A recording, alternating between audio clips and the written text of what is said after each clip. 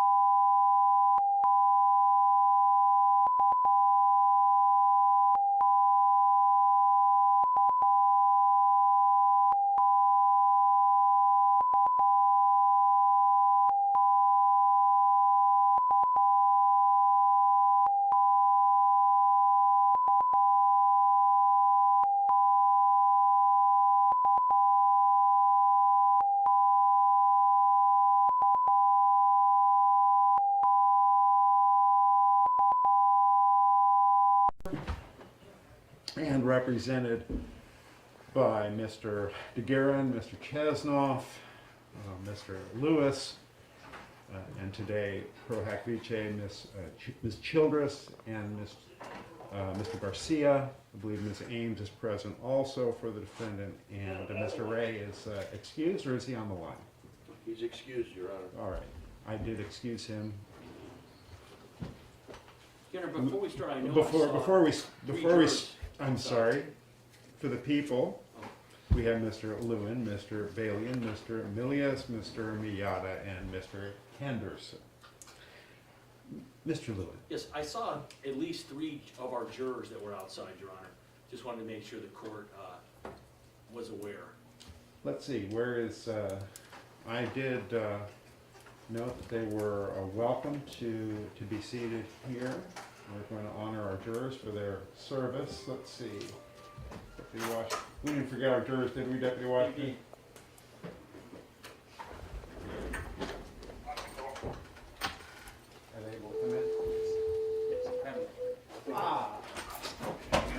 Didn't mean to interrupt the court, Your Honor. No, thank you for pointing that out. I didn't want to go forward without them being here. I did invite them to, when I learned that they were interested, I invited any jurors who wished to be present for these proceedings.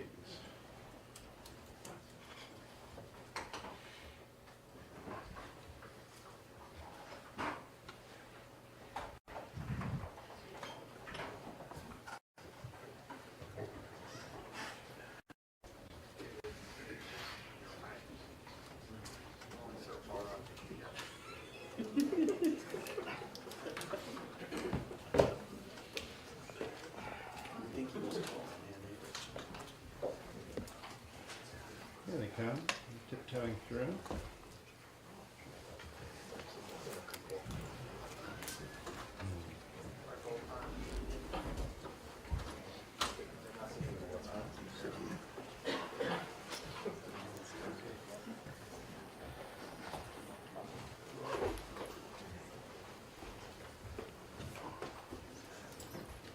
Welcome back, ladies and gentlemen of the jury. I am so glad to see you again. We're grateful for the sacrifice you made and all the time you expended, months and months, in serving your community as jurors in this case. So I welcome you back to the courtroom for the sentencing proceedings.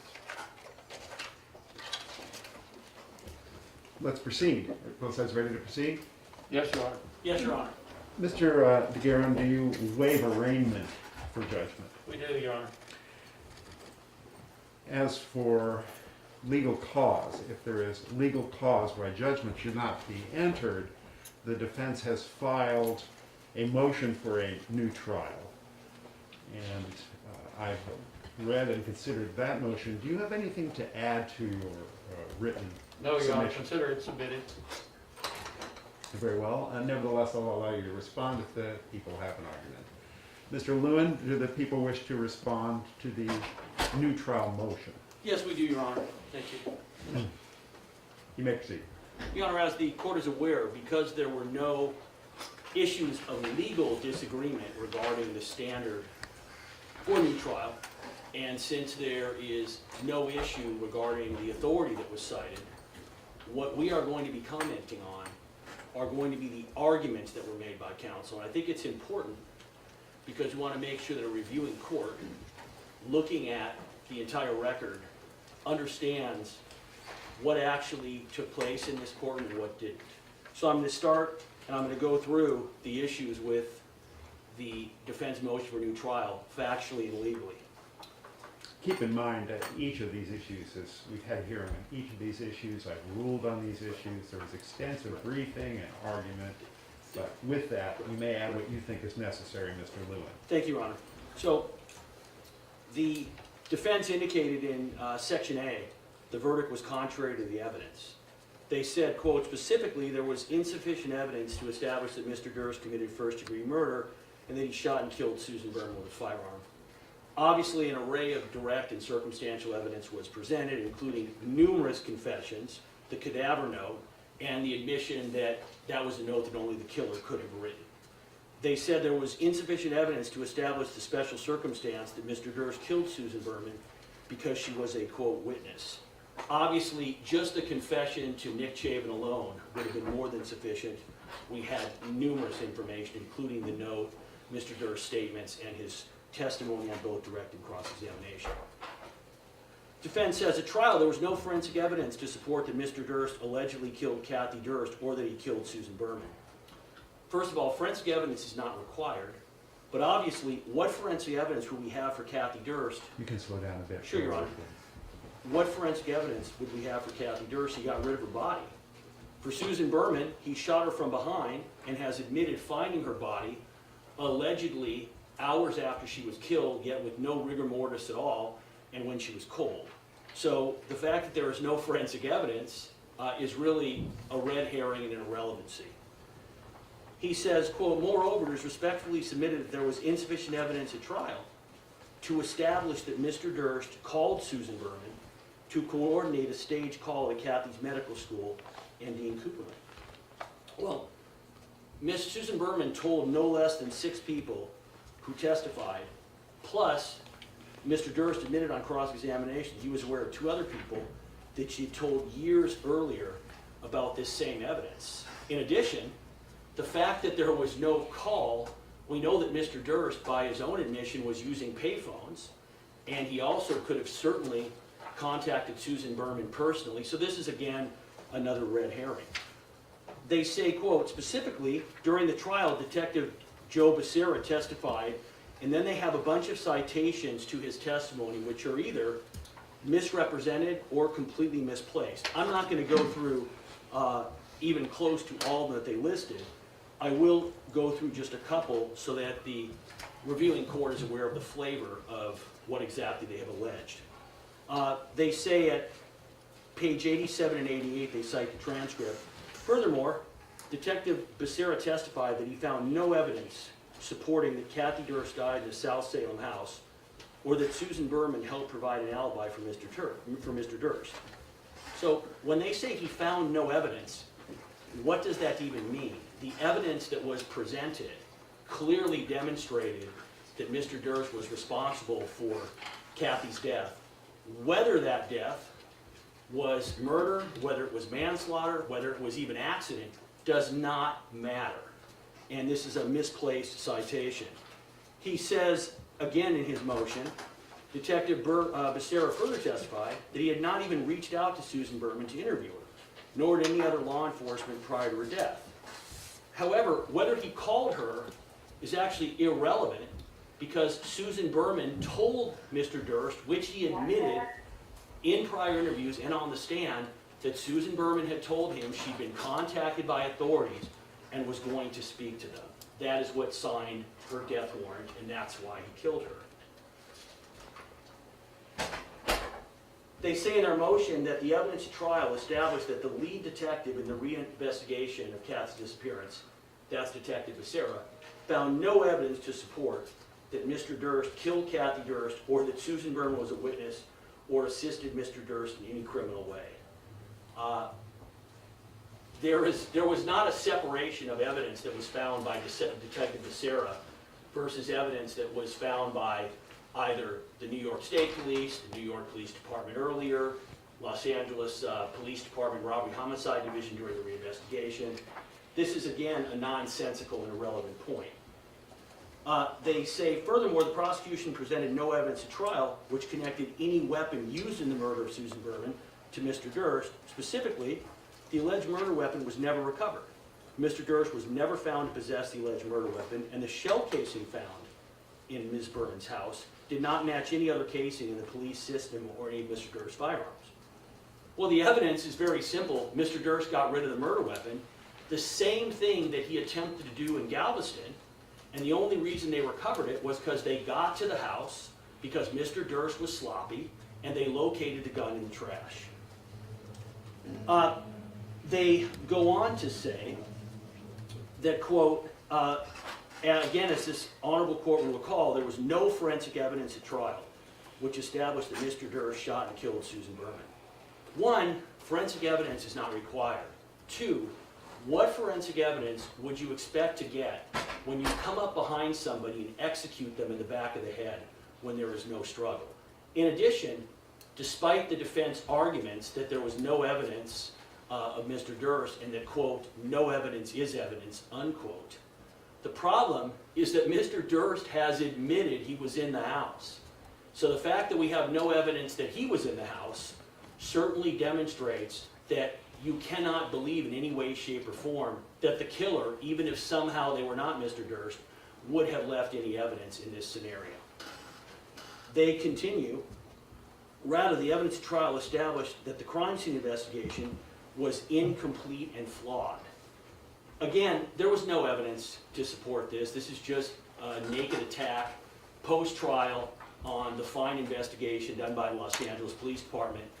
If they had evidence of a flawed forensic investigation, we would have expected that to have been presented. It was not.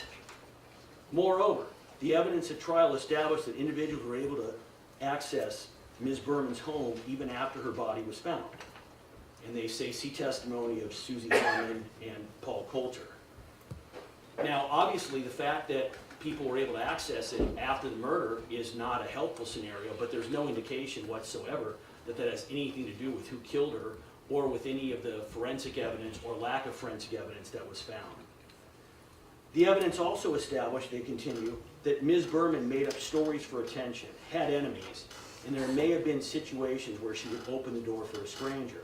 See testimony of Mel Kaufman. There was no evidence as to why Susan Berman would make up a story that her best friend had killed his wife. There's a lot of reasons why she would lie to protect him. None presented why she would make it up. In addition, nobody testified that they believed that Susan Berman, late at night or early in the morning, would open the door to a stranger. And if you look at the clothing she was in, it appears that she was in her night clothing that she had already changed for bed or had not changed back into regular clothes the next day, and was killed when she was in an extremely vulnerable position.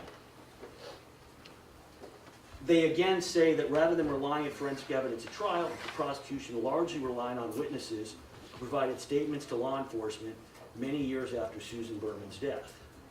Again, what forensic evidence would you expect to have, especially when Mr. Durst now admits that he was there and found the body, and the idea that they relied on statements of individuals that occurred many years later. Mr. Durst himself contradicted his own lawyer's theory, the theories of his expert witness, Dr. Loftus, by saying that the witnesses were not lying, they were not mistaken, that Susan had originally lied.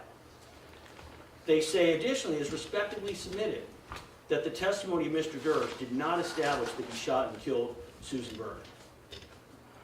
I would simply say, Your Honor, other than a straight confession that he had done it, how exactly could his testimony have, quote, established that he shot Susan? What his testimony did was completely impeach him regarding every significant issue in the case. They say in conjunction with the cadaver note and his testimony, the evidence at trial only established his mere presence at the scene after he located Miss Berman's body. So his, quote, mere presence, which he denied for 20 years, is incredibly incriminating, especially considering the absurdity of his statements, the fact that he wrote the cadaver note, and the fact that he has repeatedly said only the killer could have written it. Finally, he says that it should be noted there was no evidence found on Ms. Berman's computer which suggested that she was extorting Mr. Durst or that she helped cover up anything related to Kathy Durst. Well, Mr. Durst himself, the court remembers when we were discussing the November 5th letter, Mr. Durst himself, upon cross-examination, said, of course she's asking me for money. Anybody reading this would know that. Susie Berman was an intelligent woman. There's not an issue that she was blackmailing Mr. Durst. There's an issue that she was in a position of power. She had a secret. She was asking Mr. Durst for money. And at a point in time, he either got too tired of paying her or more likely was concerned that even if he did pay her, she would end up telling what she knew, something that she had been doing unbeknownst to him for the last 20 years. Section B says the court erred in deciding questions of law. They say the following. In addition to the insufficient evidence presented at trial, it is respectfully submitted that this honorable court erred in deciding questions of law and a new trial is warranted. They say they are not limited, but they discuss the following. The court erred in not granting a mistrial due to the extended delay in the trial between March 2020 and May 2021. On May 11, 2021, in denying defendant's writ of mandate and request for immediate stay, the Court of Appeals stated, and they didn't have to say this, quote, petitioner does not demonstrate that the respondent court abused its discretion, the standard, in denying his most recent motion for mistrial, or that he otherwise is entitled to extraordinary relief. Then they cited the same case that the court cited. The Court of Appeal, as this court is aware, generally simply says, this is an evidentiary matter, we're not going to hear it. But they literally in advance said, there's no abuse of discretion. That claim is meritless. They say the court erred in permitting the prosecution to introduce evidence related to the Morris Black case, including admitting the numerous photographs of the severed body parts of Morris Black. This has been a constant refrain from the defense. It ignores all the reasons the court has previously outlined as to why the evidence was submitted at trial.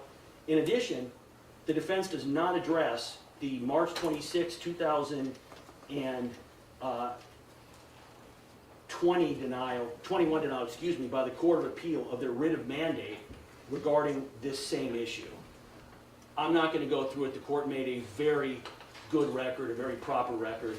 It would have been impossible for the court to have separated out the Morris Black killing from the other evidence in the case. And when Mr. Durst, when his alibi was, I found the body and I just panicked, just that statement in itself, which is the identical defense he used in Galveston, would have made that evidence admissible. The court made a very proper record. I won't continue. The court erred in permitting the prosecution to introduce evidence related to Mr. Durst wanting Kathy Durst to have an abortion. The defense again ignores all the reasons the court spelled out in granting the motion on this issue, as well as the court's ruling during the hearing on the relitigation of the issue. As with most of these issues, Your Honor, and sometimes to the people's frustration, as happens with advocates, the court generously let the defense relitigate. You gave them every opportunity to furnish new authority, to come up with different arguments. They couldn't do it. You were more than diligent. You were extremely thorough, and you were extremely patient all of the times we relitigated this and these other issues. The court erred in in permitting the prosecution to introduce evidence related to the alleged incident involving Peter Schwartz.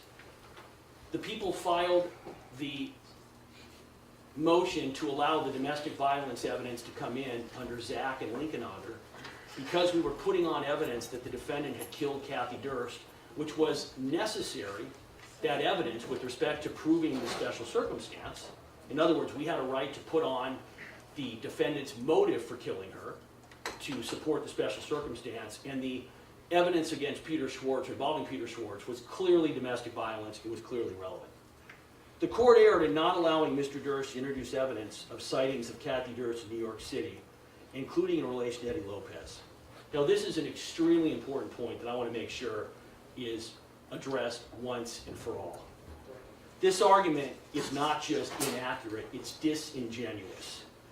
As we have previously related, we repeatedly approached the defense for years, offering to stipulate to the hearsay statements of Eddie Lopez, providing that all of the hearsay statements that he had given would be admitted.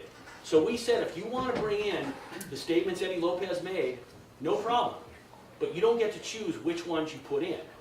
They knew that Eddie Lopez would be thoroughly impeached if all the evidence came in, so they made a tactical decision not to do it. Now, the problem is that much of the impeachment related to witnesses who were outside the country. I extended that deadline, as the court is aware, 2 years.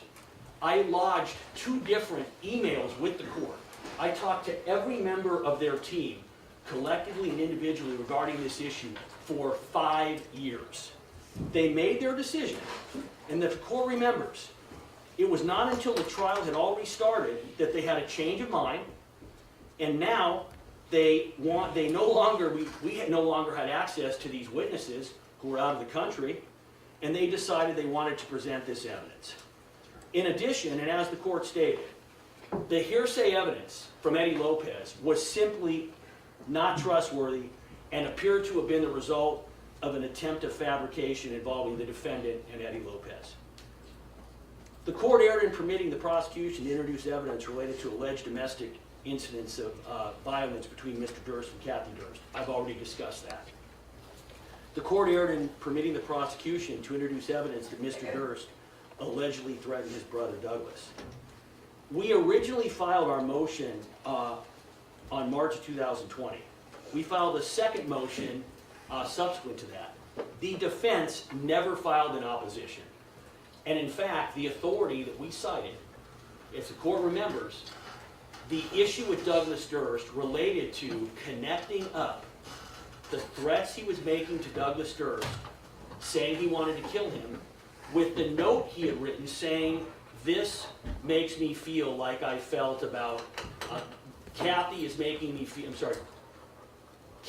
Douglas Durst is making me feel the way that I felt about Kathy." And circumstantially, when you again look at the calls that were admitted, that was evidence that he had in fact killed Kathy. They said that the court erred in permitting the prosecution to introduce evidence related to the interrogation in New Orleans after Mr. Durst was arrested. As the court's aware, this was an especially upsetting objection to me, because they didn't just object to it. They said that I committed prosecutorial misconduct, that I was unethical, even though the law was very clear from the start. And I told them at the beginning, if you have legal authority, use it.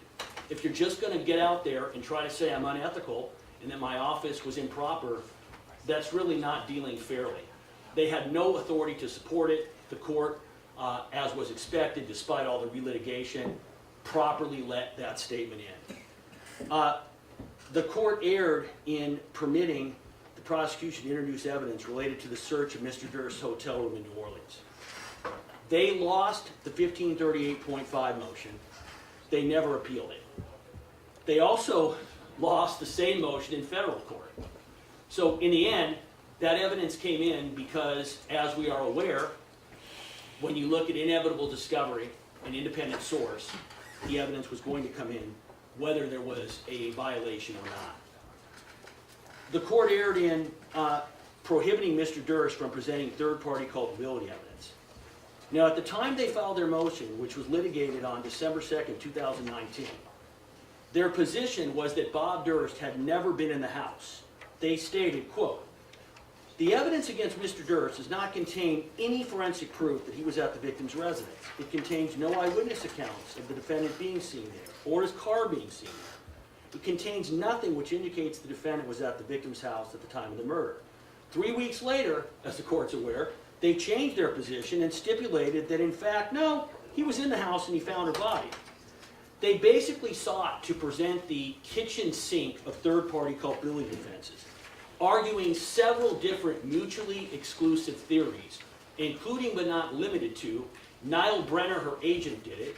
She was killed by the mob. She was killed by her 90-year-old landlord. I could go on, but it's pretty clear.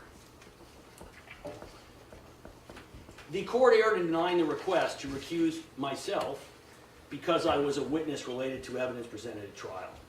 This was litigated. It was an unsupported motion to begin with. Everything was taped. Again, they did their best. They tried to portray me as I was the villain of this trial. It didn't work. They put it again in this motion. It was properly and legally ruled upon by the judge.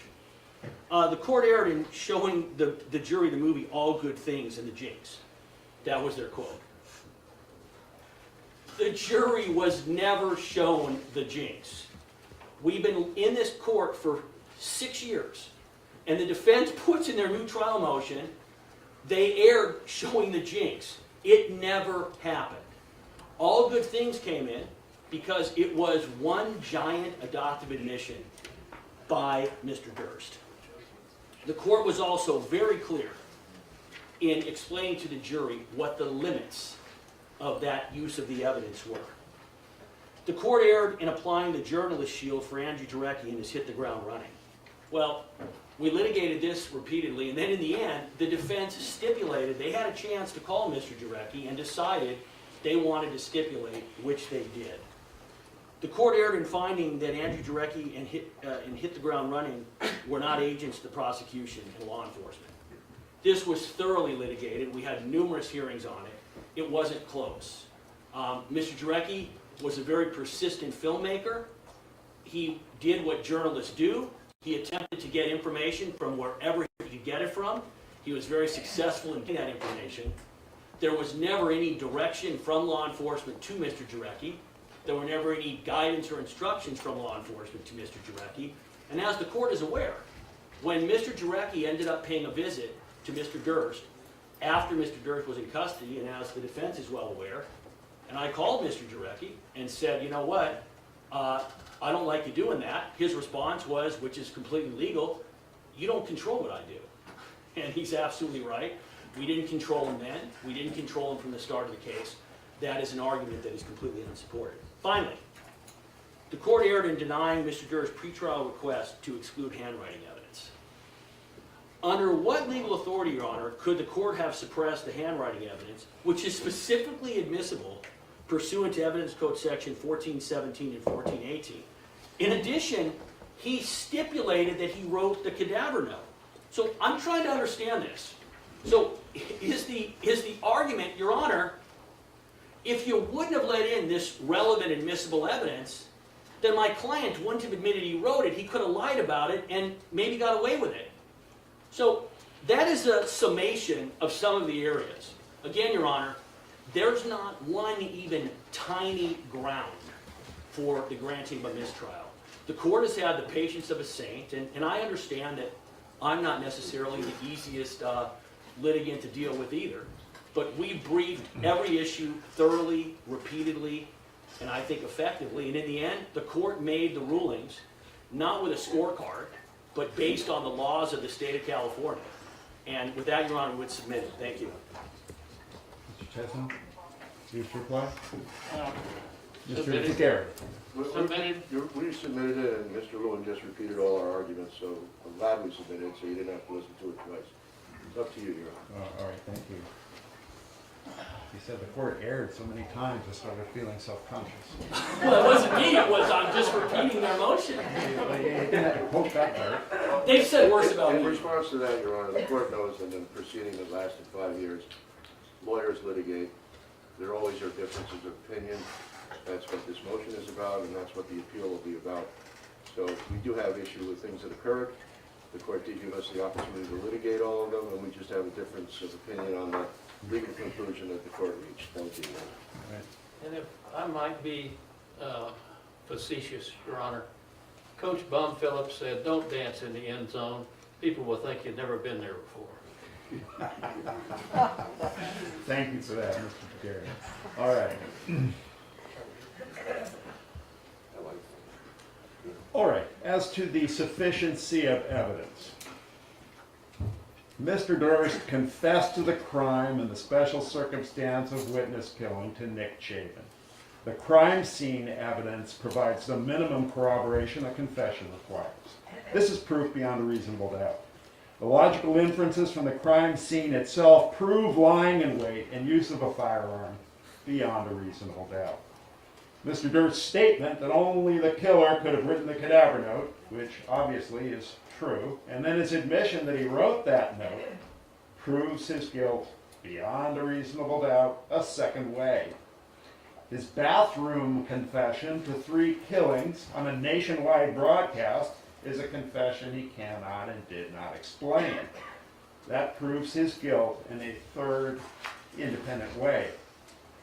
Over the course of 4 months, the people presented voluminous circumstantial evidence which proves guilt beyond a reasonable doubt, independent of the defendant's statements.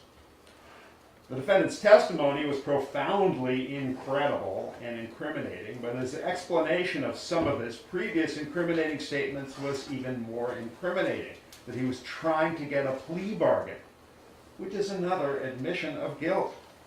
There's no other reason for Mr. Durst to seek a plea bargain. This is the 5th way the case is proved, beyond a reasonable doubt. There is sufficient evidence, indeed overwhelming evidence of guilt. As to the 15 alleged legal errors, I reviewed the rulings and I remain confident that each of them is correct, as I previously explained at great length. I will briefly reiterate. First, the procedural claim about the pandemic adjournment. Good cause was shown, prejudice was not. Second, admission of Morris Black evidence, including photos of Mr. Black after Mr. Durst had dismembered him. This was relevant under 1101B of the Evidence Code and more probative than prejudicial. The third claim, Kathy's abortion. This is evidence of the decline of the relationship, leading to domestic violence and resulting ultimately in Mr. Durst's motive to kill her. It's more probative than prejudicial. Fourth, the Peter Schwartz assault, that was relevant because it triggered the argument leading to her killing. It's a form of domestic violence admissible under 1101B. It's more probative than prejudicial. Fifth, the excluded supposed sightings of Kathy Durst. That's unreliable hearsay with no exception. Indeed, I would say fraudulent. But the jury heard about supposed sightings from witness Doug Oliver, and that raised no reasonable doubt. Six, domestic violence against Kathy, clearly admissible under 1101B and highly probative. Seven, the threat to Douglas Durst was admitted as circumstantial evidence because of Robert Durst's written statement of identical intent toward Kathy. 8, the New Orleans Interrogation. The defendant knowingly and intelligently waived his Fifth Amendment rights and had not yet been charged, so the Sixth Amendment did not attach. 9, search of the New Orleans hotel room. This was carefully litigated. Nobody violated his rights. 10th, third-party culpability evidence. No one else was connected to the crime by this evidence. It's therefore not admissible under California law. 11, I'm going to address that one separately. 12, all good things, contained powerful adoptive admissions and was presented with two very clear and firm contemporaneous limiting instructions and a third warning concurrent with the final instructions. The jinx was not shown to the jury, so that claim is incorrect. 13, applying the journalist shield to Mr. Jarecki. This was a pretrial discovery issue. At trial, the court did not limit cross-examination, agreeing with the defense position.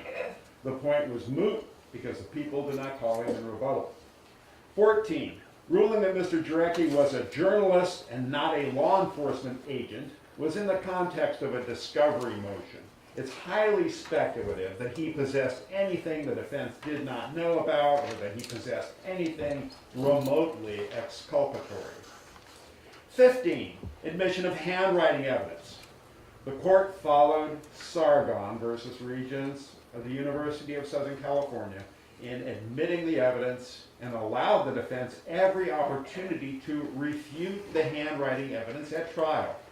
But the defense stipulated that it could be admitted. Ultimately, the jury is authorized by the evidence code to make their own comparison. So this really is a non-issue. Even if these claims were valid and evidence was wrongly admitted, it would be harmless given the confession in McShaven and the bathroom confession, which are proof independent from any of the contested evidentiary issues. As for exclusion of defense evidence, this evidence was incompetent as proof, speculative at best, and not worthy of belief, given that Mr. Durst repeatedly admitted the killings. As to the procedural issue, that's the 11th claim, not recusing Mr. Lewin.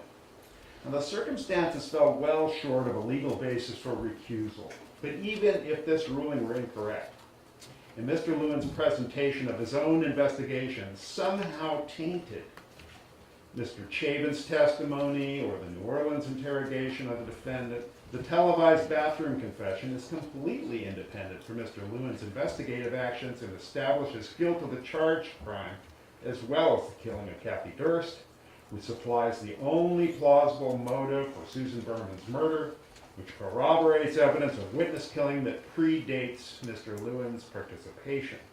The manner of the killing establishes lying in wait, regardless of anything Mr. Lewin could possibly have affected by his participation in the investigation.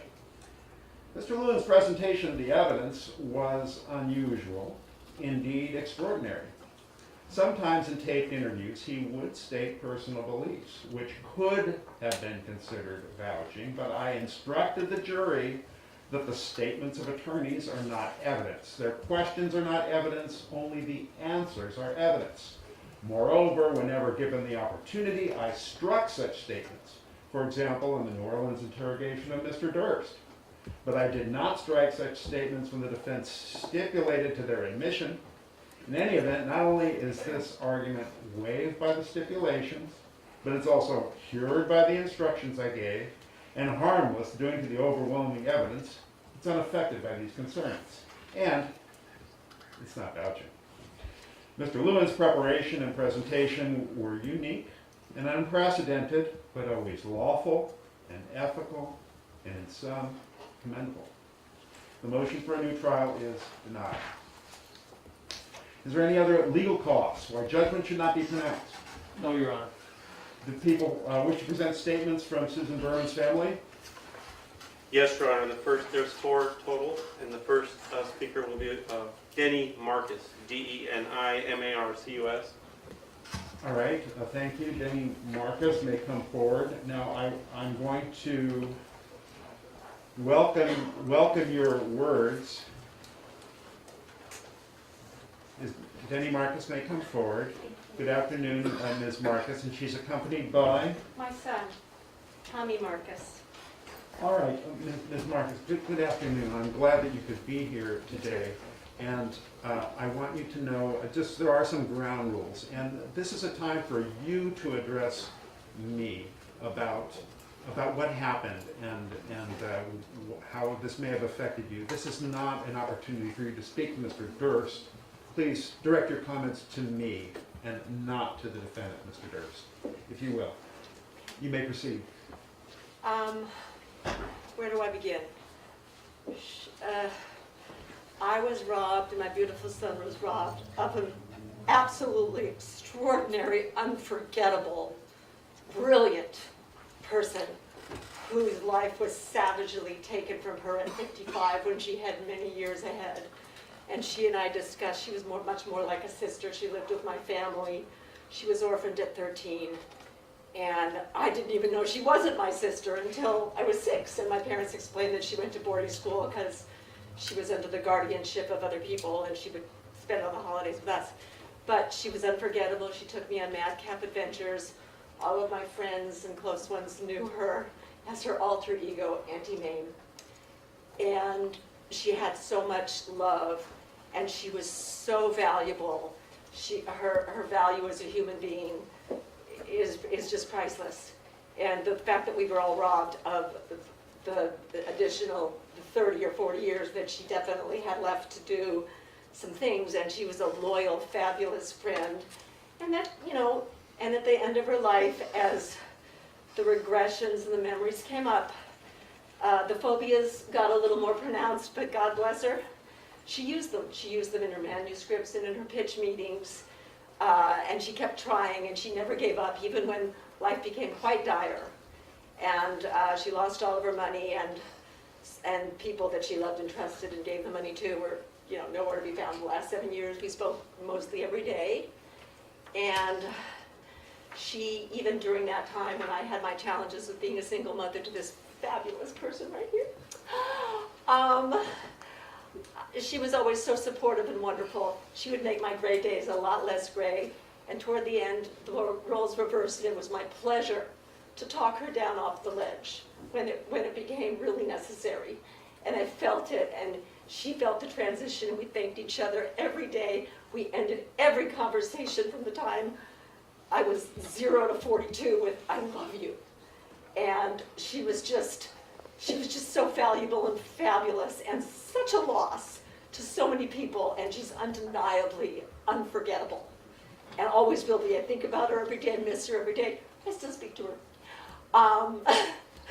And when I have had challenges over the years, you're wonderful, honey, but being a single mother is difficult. I always go to, what would Susie tell me to focus on? How would she help me pull myself up and out? And it always came through. I always remembered. Elephants get their memory from me. And I remember practically everything every conversation we've ever had. And I love her, and I will continue to love her with every breath. And Tommy, we come from a very colorful family, and the book she wrote as a love letter to our colorful family, easy to read. It's a very easy read. It's still on Amazon. And her narrative and the way that she wrote and the way that she spoke and her articulation. And if you look on YouTube, you can see some of the interviews she did about Las Vegas. She did love letters to Las Vegas and her surroundings. She had Liberace's belt from her birthday party where he sang. She had a very colorful life, and she shared it with me. I've shared it with this guy here. This guy here never, he lost her at 4, but she always told him she was his Aunt Susie, and she was prideful about it. And she always entered the room boisterously and loudly with that wonderful high-pitched voice and her beautiful signature look with the shiny black hair and the bangs and the black eyeshadow and the lipstick. I can see her clear as day. And I know she's here. I know she's got her hand right here. She's on my shoulder. And she knows that I would do anything for her in this world or beyond it. And I just love her. And I also want to say that hate was never in my wheelhouse or hers. And for that reason, I will never hate Bobby because she loved him. And I will just live with it, with the memory, and have that as a big part of it, because hate cannot enter my life no matter what.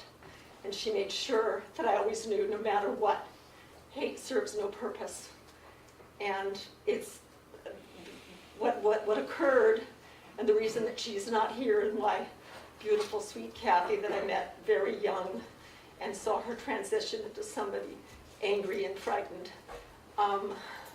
just really shows me that the unnecessariness of this is the biggest loss to all of us. And I'm sorry for the McCormacks as well. I know that they're in pain. And I just want to say that all of us that knew and loved her were benefited and are benefited from having her as part of our lives. And she's still a big part of mine. Thank you. And Tommy's. Thank you so much for listening. Thank you. Thank you. Okay.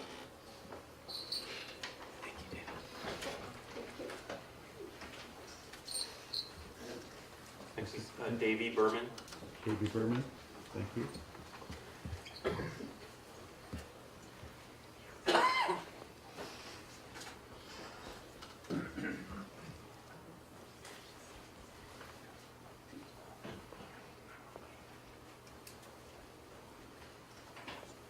Good afternoon, Mr. Berman. Welcome to our court. I'm interested in what you have to say, and make sure you speak to me. Address your comments to me. You may speak as slowly as you wish, and you may speak. Well, first, I want to thank the judge, the jury, prosecution for their due diligence and sticking with it for such a long trial. And this morning, I went, excuse me, Take your time. It's okay. I visited her and told her she could rest easy. The justice has been done.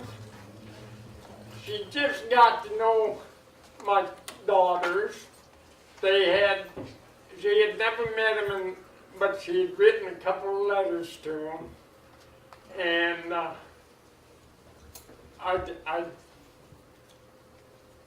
her and I always had a special bound. And I'd like to say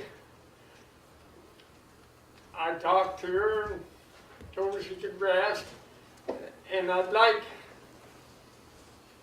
can I say something I'd like Durst to do?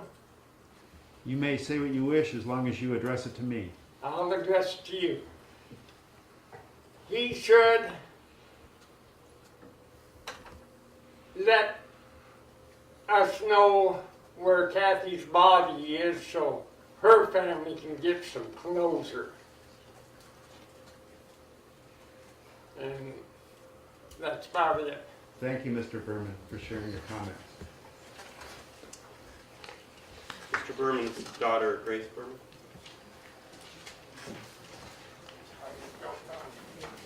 Again, to reiterate, thank you to everyone that has been involved and for your determination and your unbelievable strength throughout this process. I will miss Susie, I will miss her phone calls, and I will miss her letters nonstop explaining to go forth and to be strong, especially in the business world. She was very educational and very smart in that area. If I ever had a question or something stumped me, she would always have the answer for me. She was a phone call away. She gave Bobby half of his life of freedom. And that came at a cost of her life. In life, he tortured her when she was alive, mentally, emotionally, and financially on a daily basis. When she decided to get on with her life, that was just too much to bear. And unfortunately, a beautiful person had to take the brunt of that. Whether it was right or wrong, that is what happened. You don't get to just pack up your toys and go home when you're done playing with someone to the tune of murder. I don't expect ill will. Matter of fact, I would like Bobby to live many, many years. To be on record for the longest living predator ever. And with each breath between, from right now on, when you breathe in, you will hear Susan. When you exhale, you will hear Berman. And the ringing in your ears may never stop. Again, I thank you, and we will miss her. I appreciate that, thank you. A fourth speaker? Finally, we have Sareb Kaufman.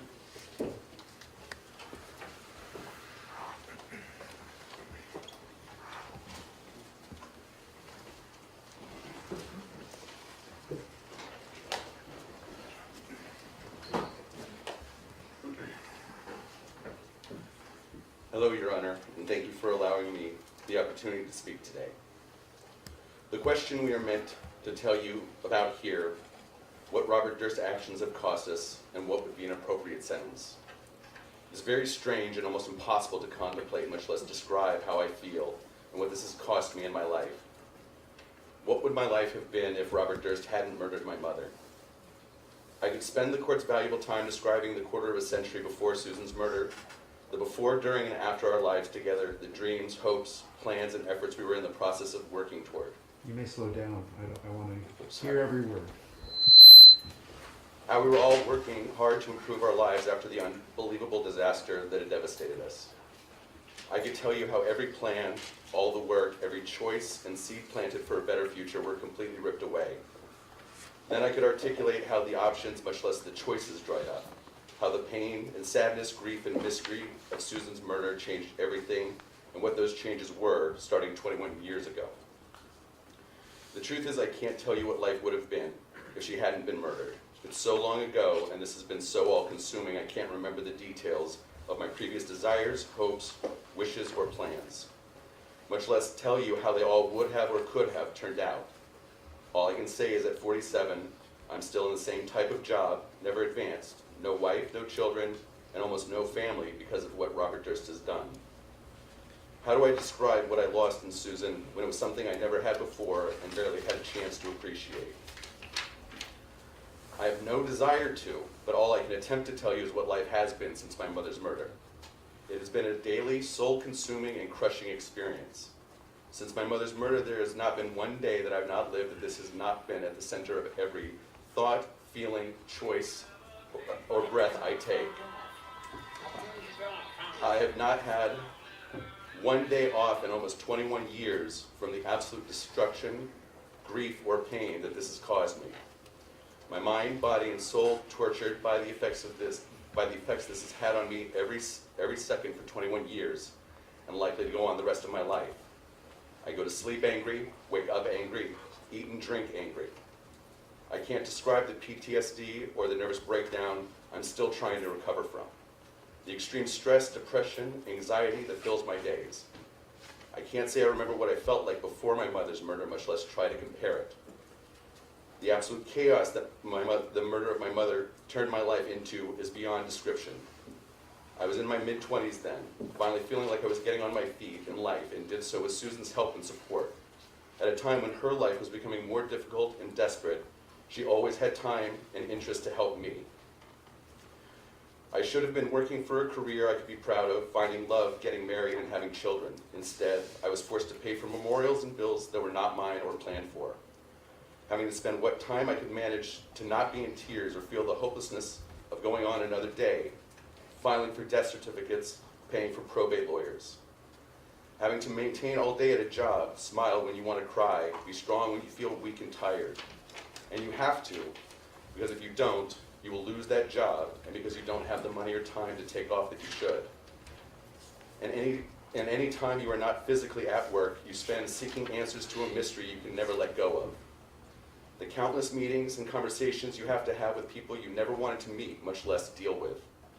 Scramble to make sense of a life of your mother who didn't have a chance to actually prepare for her death, say the goodbyes, and make the arrangements in advance.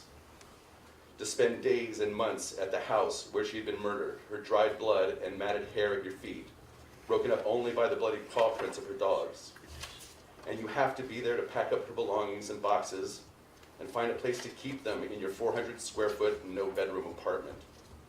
Every item in a box, a dagger in your heart, every box a weight around your neck. I would have paid anything to not have to do that. The list of time and money and pain expended, from big to little, truly go on for 21 years and will into the future. What this has been for me, no one can truly know. I honestly wouldn't wish the knowledge on anyone, much less the experience. Sadly, there are people who can, do, and will have the experience, and some even worse. I can't tell you what life would have been, and I have no desire to tell you what life has been. I only wish to tell you a little of the Susan Berman I knew. There's so much that's been said, truths and half-truths, half-lies, and outright, bold-faced, self-serving lies about Susan, and not just by Robert Durst. I wouldn't know where to start or how not to take days to articulate them all, or how they've added to my anger and frustration.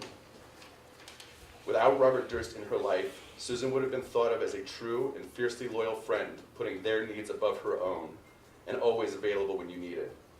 Someone with a fascinating and tragic history, alone in the world by the time she was 13. Eccentric, vivacious, and generous to a fault.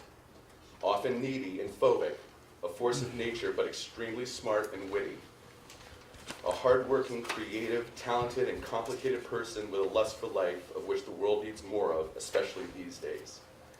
This is who Susan Berman was. Robert Durst took those wonderful traits and twisted, exploited, and abused them. So for the last many decades, my mother's memory has also been twisted and abused. Hearing from Susan's friends and family, you never hear of her acting lazy or exploitive. She was not conniving, not a gold digger, not taking advantage of others for her own gain. Despite the description of Susan in the media and in this trial, and except for the most technical of realities, Susan was not a mob princess, doling out mob morality and edicts. Because of Robert Durst, and because of her deep love and sense of protection for her family, she made a mistake. She did something that helped one, but contributed to the pain of many, because of Robert Durst. While the last decades have been a deeper education of the person I knew, and I've learned many things, I can tell you the worst flaw Susan had. She had horrible taste in men, with a few exceptions of which I count myself among. My mother was flawed, to be sure, but she was loving and committed, and I lost the only person in my life that has ever made me feel that way. Our statements today are meant to be a description of what we have lost because of Robert Durst. I've lost everything many times over because of him. Family, friends, romances, jobs, investments, health, and sanity. I have lost and sacrificed more than anybody can possibly know. I have lived the experience of Robert Durst as no one else has or could. A daily nightmare I have yet to wake up from. However, I feel I need to speak for some that won't, aren't, or can't speak today, but affect me almost as deeply.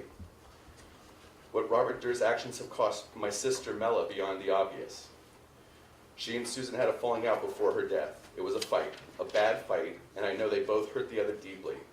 But it was just a fight mothers and daughters have. Robert Durst stole their opportunity to reconcile, to forgive one another and reunite in the loving relationship they both worked so hard to have. Susan can't meet Mella's children, who won't experience the profound love she would have bestowed upon them, or feel the love of grandchildren in return.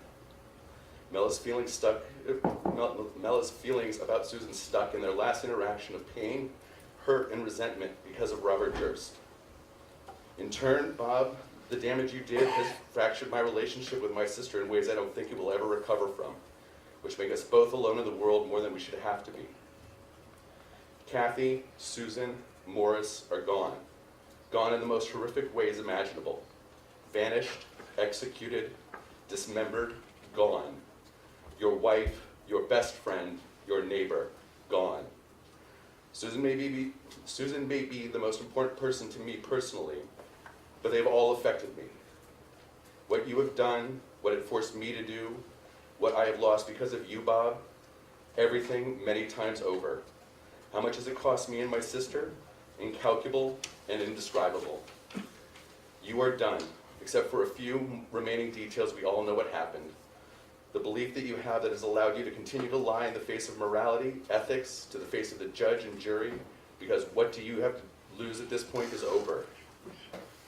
I hope in your final days and hours you will come to the same understanding and give the McCormacks what little they are asking for, to find Kathy, to lay her to rest appropriately, finally, and at long last. This is the most important question that still haunts us, but I know the McCormacks most of all. It is the one and only thing you have to give of any real value or ability to sway any opinion of you. The final analysis of anyone's life comes from what they leave behind. Actions and how we are remembered are the only real legacy we have. Not the lies, not the words, but the actions. You know your actions. We know your actions. Your legacy is nothing but that of a small, warped, insignificant child throwing murderous tantrums. However, in telling where Kathy is, perhaps you can find some small redemption in an act of humanity. You have murdered the only people who you were ever able to inspire to love you. You took them for granted and abused their love. More than 10 years ago, I received an end to one of the haunting questions that tortures me daily. Who murdered my mother? I was fortunate, if fortunate is what you can call it, to finally solve what happened to my mother and in turn, Kathy and Morris. I was able to lay Susan to rest and know where to find her. I can't imagine the pain of 40 years of not knowing. So I ask this on behalf of Kathy and the McCormacks and in Susan's memory. I ask for what small and I'm sure insignificant apology I can offer to the McCormacks on Susan's behalf for the part she played in their continued pain. I ask this in Susan's memory and on behalf of a part of you I hope truly doesn't want to be seen as the monster you are seen as now. There's no amount of money you can pay and no amount of good deeds you can do to make up for what you have already done. Any hope of any kind of redemption you can find is in letting them know where to find Kathy. I don't know if I really feel like justice is being served today or even can be. Robert Durst was born into a life of luxury, and at every option in life, every opportunity, choice after choice, he has been able to do what he wants for almost 78 years, but that wasn't enough for him. The great wealth of his family wasn't enough for him to not steal from others. The unlimited opportunities he had were used only in the most self-serving ways. The ease of his life never colored with humility, decency, or charity. His wealth and luxury were used exclusively to serve his darkest selfishness. We are speaking, Your Honor, so that you can get a glimpse at what Robert Durst's actions have done to us, so that you can come up with a proper and fair sentence. But what sentence could be fair? He has lived his life of luxury and freedom. I can't imagine proper recompense. There's no good deed he can do or time he can serve, even if he had another 100 years of life left. The scales of justice can never be balanced. For whatever time he has left, he will live cared for, paid for by all of us, until he dies, most likely in bed, as comfortable as we can make him, as in an enlightened society. Yes, he deserves the verdict of guilty, and yes, the absolute maximum sentence the law can issue. Yes, it is just, yes, it is correct, and yes, it is about time. But I don't know what sentence you can deliver that would feel like justice. Another reason for our statements is so that Robert Durst might get a sense or feel in some small way our pain. However, Bob is a sociopath and narcissist in the extreme, and I've known many, my father among them. And rule number one is you do not let the narcissist know that they or how they have affected you.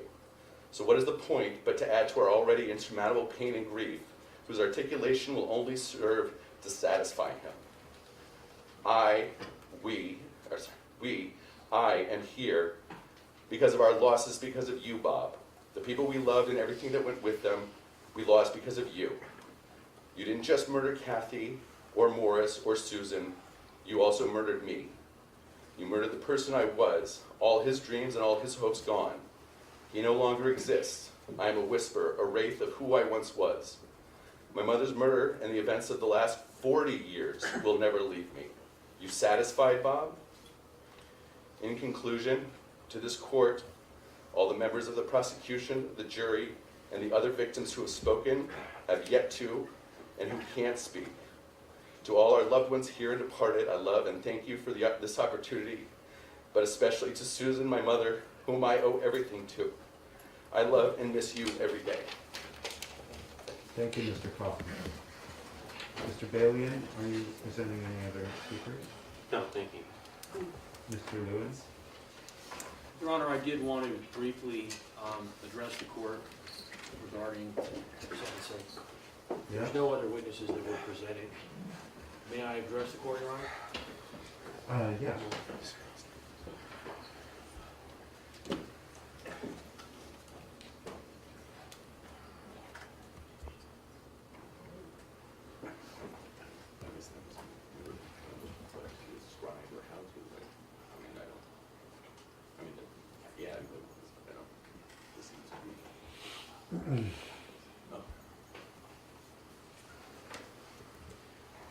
Your Honor, I understand that this is a sentence that is life without the possibility of parole. And I think it's important that it be understood that in putting on this trial, it involved flawed people. It involved flawed victims and flawed witnesses. And in presenting the evidence that we presented regarding what Susan Berman did, and the evidence is very clear that she certainly assisted Bob Durst with covering up the killing of his wife. But first, I think it's important to understand that very likely, and the evidence would suggest, that Susan Berman did not cover up what was described to her as a murder. Susan Berman, very likely, as she said to one of her close friends who testified at trial, Bob Durst likely said to her that this was some kind of accident. False, not true. And Susan Berman, loving Bob, believing Bob, trusting Bob, and wanting to believe and trust him, decided to help. So I think it's important that although we needed to understand as lawyers and as jurors what Susan had done, the idea that she knowingly covered up a murder. I've spent a lot of years looking at all the evidence in this case.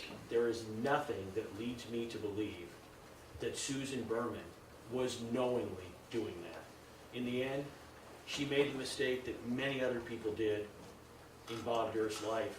They believed him, and she believed him. And I think it's also important, I've had a unique opportunity in this case to have worked on it for many years, to have interviewed Bob Durst back in 2015 in New Orleans, to have been a part of an incredibly long cross-examination here at trial. And it is our hope that at this point in time, Mr. Durst is certainly never going to see the light of day again. And all we can hope, Your Honor, is that in listening to the passionate statements of the people that he's heard, that maybe he says to himself, you know what, I'm old and I don't know how much time I have left, and I want to actually do something selfless. I want to do the right thing and admit what happened with Kathy, what he did with her, what happened with Susan, what happened with Morris. Yes, there's a conviction. Yes, the jury found that Susan was killed because she was a witness to Bob Durst's concerns that he was going to be prosecuted for Kathy's disappearance and death. Yes, we've proven, I think very compellingly, that he murdered Morris Black, that it was not self-defense or accident. But until and unless he decides that he's willing to actually say what happened, no one will have the answers. There's very little he can do for anyone now. That's the one thing. I tried when I interviewed him in 2015 to appeal to any part of humanity that he might have. I tried when he was on the stand to do the same thing. And I'm just hoping that maybe today, maybe listening, maybe understanding that he's old and he's going to have to, at some point, maybe in the not distant future, to face whatever is next. And that maybe he'd like to do it with as clean a conscience as he can. So I'm hoping, Your Honor, that maybe today, maybe we'll get some answers that we haven't gotten so far.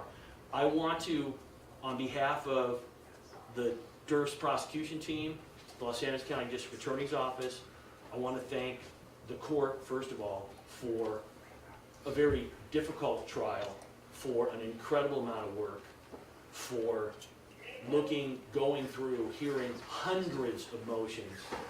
You hear, there are commentators out there who have their opinions. They don't know anything about the case. They don't know the work you've put in. They don't know the amount of litigation that we've had. You gave both sides a very fair and dedicated and high-level trial, and we're extremely appreciative. I also want to thank the jury, some of whom that are here today. The sacrifice they've made in my 30 years as prosecutor, I've never seen a jury do what they've had to do to come back. We had almost nobody of all those people. They had a get out of jury free card. They could have come back and said, you know what, I can't do it, I'm sick, I'm scared, I have issues in my life, and all of you, there are two, I hope they're spouses or there's been a jury switch. There are two I didn't recognize. Wait a minute, you weren't on this case. Okay. I'm really slipping. We want to thank all the sacrifice. And I'm glad there's some spouses here because I know that it was difficult for people in your lives. I've had a chance to speak to some of you since the trial, and I can tell you of all the juries that I've picked in my career, you guys are really, really special, and we are incredibly appreciative for all of the sacrifice. And that again goes to the court staff as well, Your Honor. Again, I want to thank the court for everything it's done and for this trial. Thank you. Thank you, Mr. Lund. Will there be any statements in litigation? No, Your Honor. We intend to appeal.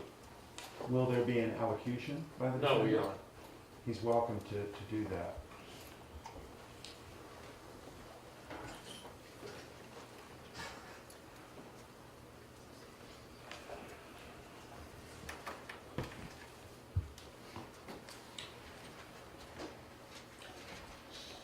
As Susan Berman's family has reminded us and described for us in a way that we couldn't have known without them addressing this court, Susan Berman was an extraordinary human being.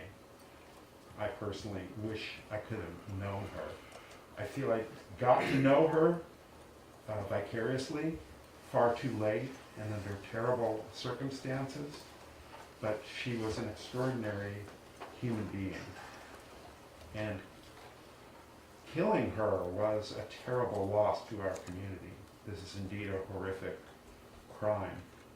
This crime was a witness killing, and a circumstance of that crime was the denial of justice to the McCormack family. And they suffered terribly due to Kathy's killing, and saw her maligned and denied justice. And that's because the killing of Susan Berman foreclosed any chance of vindication. It's a witness killing circumstance, and the witness who was killed was Susan Berman. So that circumstance of the crime is a special circumstance which, in this case, as in any other witness killing, but in this case perhaps more than other witness killings, was a tremendously aggravated and awful, disturbing crime.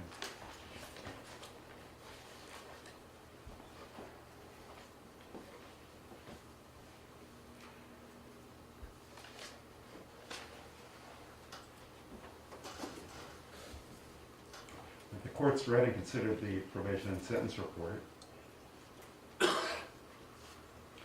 and has considered the statements of witnesses, statements of counsel. The court's aware of the facts and circumstances of the crime. As to count one, the first-degree murder of Susan Berman, with a special circumstance of intentional killing of a witness pursuant to 190.2810 of the Penal Code, it's the judgment and sentence of this court, Mr. Durst, that you be imprisoned in the state prison for the term prescribed by law, that is, life in prison, without the possibility of parole. As to the special allegation that the defendant intentionally killed Susan Berman by means of lying in wait, as described in 190.2A15 of the Penal Code, the same sentence is imposed and stayed pursuant to section 654 of the Penal Code.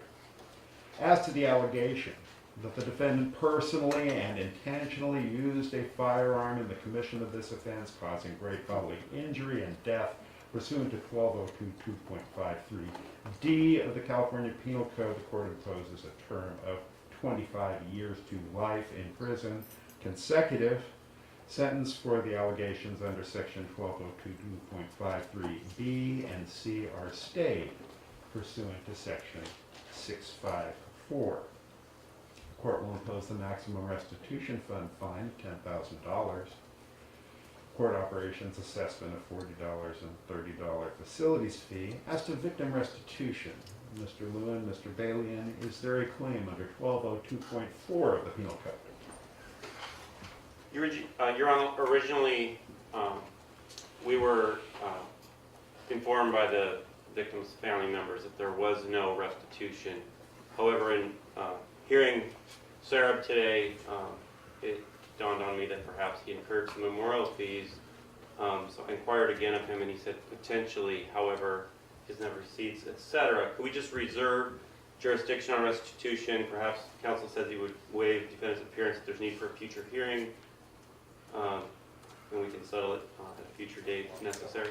Mr. Chesnut? Yeah, what I said to Mr. Balian, out of consideration to Sareb and to Mr. Balian, is we would absolutely discuss with him the issue, and if we had to come back, we could waive Mr. Durst's presence and discuss whatever we need to discuss with the court, or perhaps work it out by stipulation. Will he waive his appearance now? Yes. Bob, can I explain it? Yes. Explain it to Take a him. moment.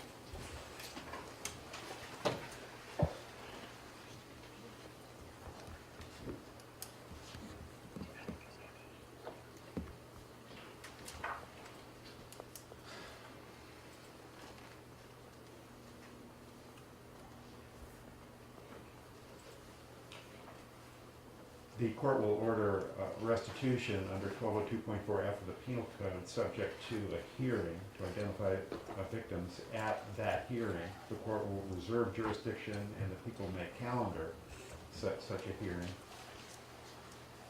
Mr. Durst has a right to be present. He may waive that right and allow his attorneys to appear for him at any such hearing, should it be calendared.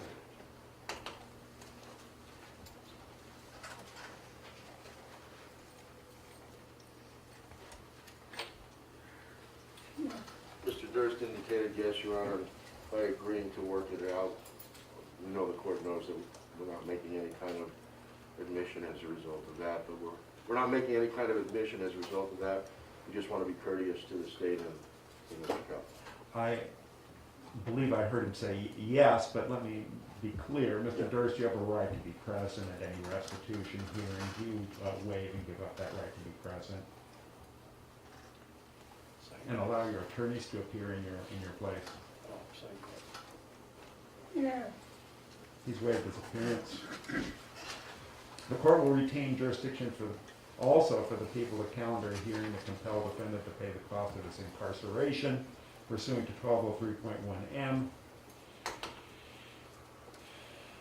The court will order a DNA test pursuant to Penal Code Section 296 et sequitur. I ordered a Proposition 63 report. It actually just arrived.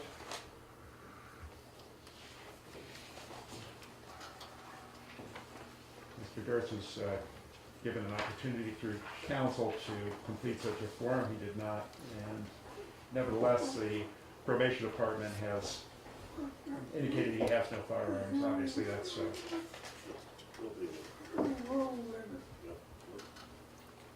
Leave it to me.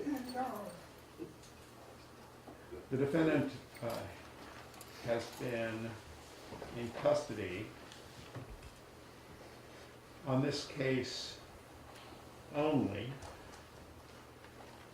according to the defense emergency motion for release on bail filed May 13, 2021.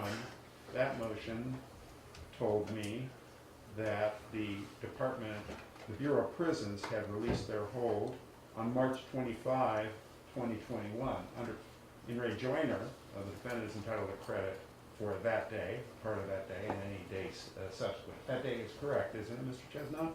I'm sorry, Your Honor, the last sentence. That date's correct, isn't it? Yes. That you reported to me? Then 203 days have elapsed, including that day. He has credit for those days only. In re Joyner is 48 Cal 3rd 487. I'm sorry, it's People versus Joyner. No parole admonition is required because there is no possibility of parole.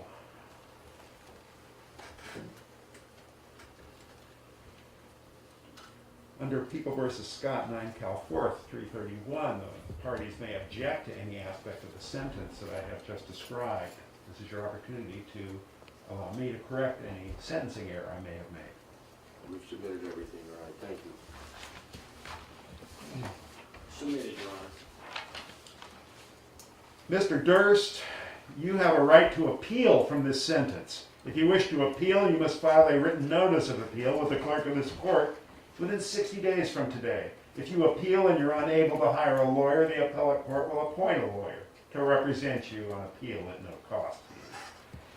Is there anything further from the parties? No, Your Honor. No, Your Honor.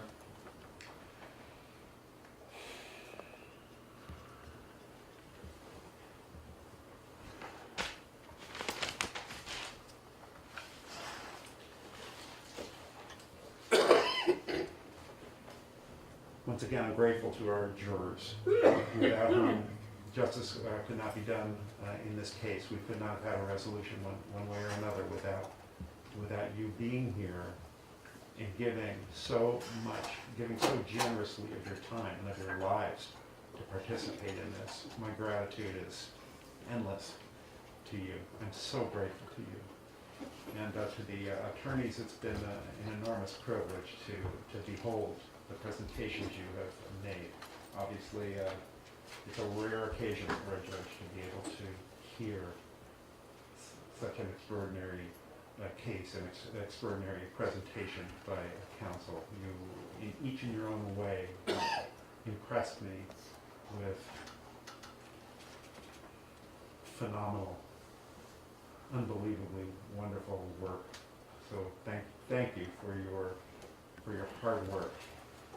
Again, to the families, it was very important for me to hear from you, and I know I did not hear from the McCormack family, but I am aware of the disappointment you've felt and the heartbreak you've suffered, and I know that the members of Susan Berman's family also spoke to that heartbreak which you shared. You have that bond, and I just wish you peace going forward from this event, from this trial. Very well.